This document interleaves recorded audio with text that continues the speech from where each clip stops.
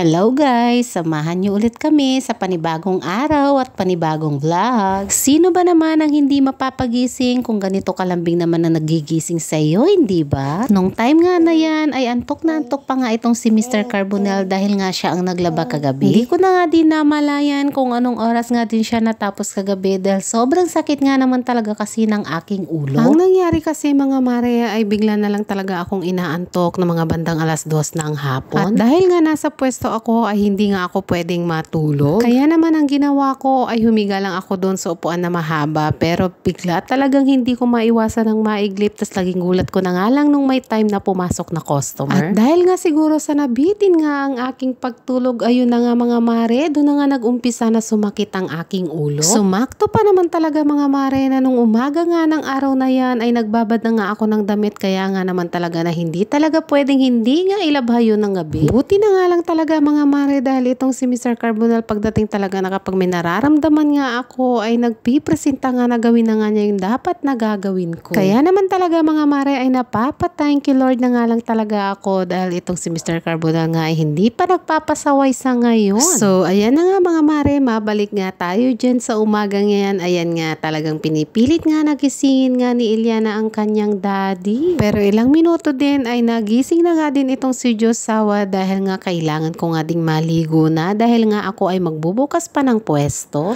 Pero syempre mga mare, bago ako magbukas ng pwesto at bago ako maligo ay kailangan nga munang makapag-almusal nga muna ako. At heto nga at nailuto na nga ni mother yung aking binili kahapon na pang-almusal nga namin na itlog at saka skinless. At pagdating ko naman ng pwesto, ayan nga at natapos na nga akong maglinis dyan at mag-ayos ng aking mga paninda kaya naman time naman nalinisan ko at ayusin ang aking pagmumukha. Aba tignan nyo naman ang aking face dyan mga mare, nakaligo na ako at nakakain at nakapaglinis na nga ng pwesto pero parang antok na antok pa rin naman ang inyong lola. At sa totoo lang ay ilang araw ko na nga rin na pinag-iisipan na pagupitan na nga ang aking buhok dahil feeling ko nga ay mahaba na nga ito. Kasing haba na rin ang aking pagbo-voice over mga mare kaya hanggang dito na lang muna, cut na lang muna at bukas na nga lang ulit mga mare. So paano yan mga mare, maraming salamat ulit sa inyong panunood at sana manood ulit kayo bukas. Salamat!